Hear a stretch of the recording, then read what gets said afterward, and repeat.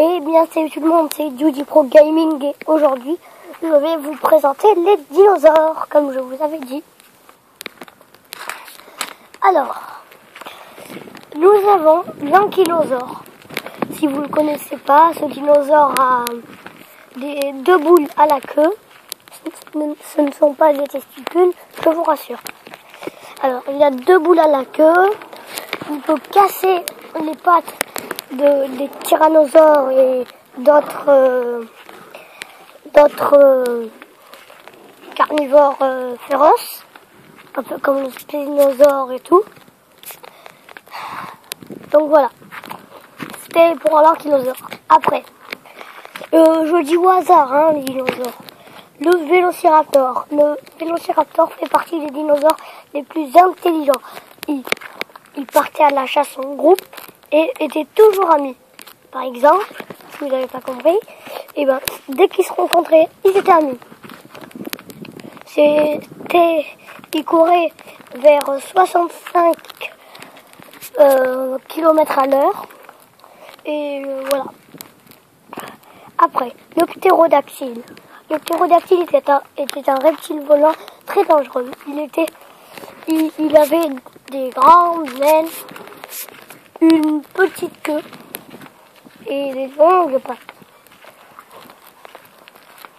Il se nourrissait de petits carnivores, petits, vraiment, mais vraiment petits. Alors voilà. Après, le ptéranodon.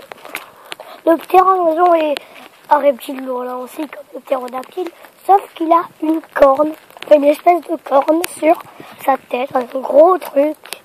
Il a aussi des grandes ailes, une petite queue, des longues pattes, il se nourrit de petits carnivores. Alors, après, le Parasaurolophus. C'est dur à dire. Le Parasaurolophus est un dinosaure herbivore qui peut quand même être dangereux.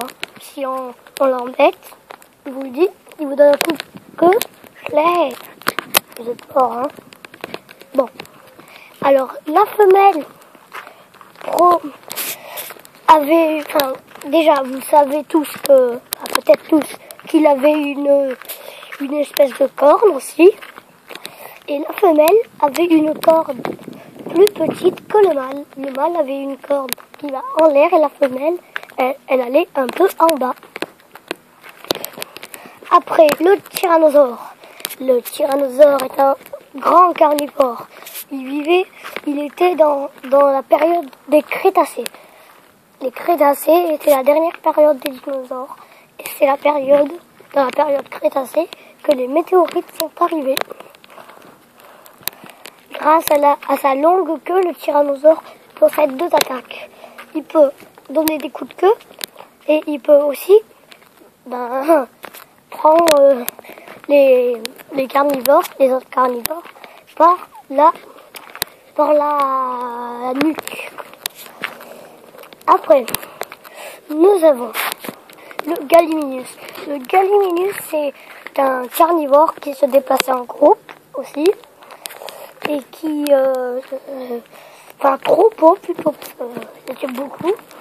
Et ils attaquaient les petits carnivores, mais petits. Et voilà. Après, nous avons le brachiosaure. Le brachiosaure est un dinosaure très grand. Très grand.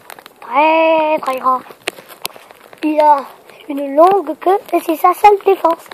C'est un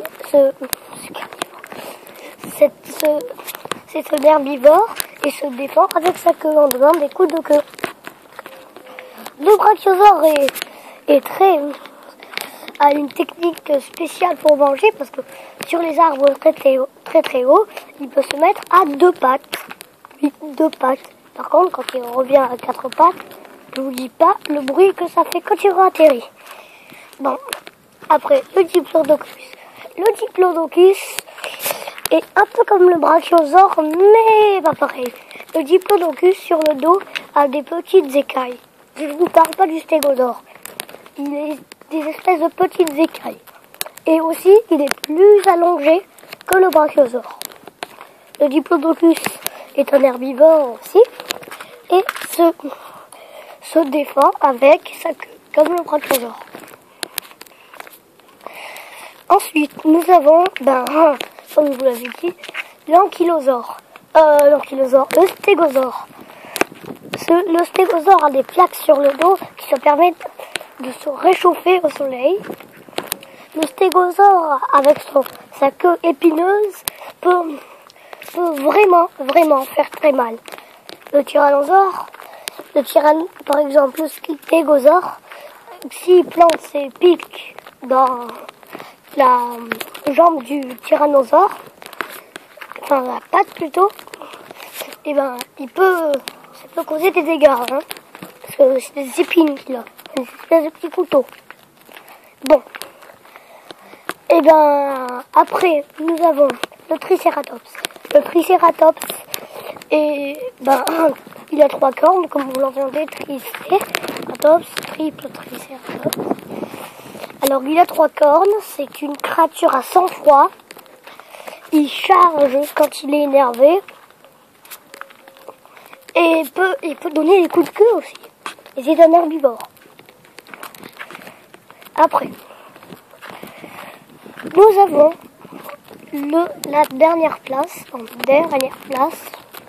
nous avons le Asgopteryx. Le Asgopteryx est un peu comme un ptérodactyle, mais bon, très étrange. C'était le plus grand dinosaure volant de tous les temps. Il était recouvert de plumes et il se nourrissait d'autres carnivores. Et en tout cas, j'espère que cette vidéo vous aura plu. Et n'hésitez pas à lâcher un pouce, à partager la vidéo ou à s'abonner. Bon, à bientôt pour la prochaine vidéo.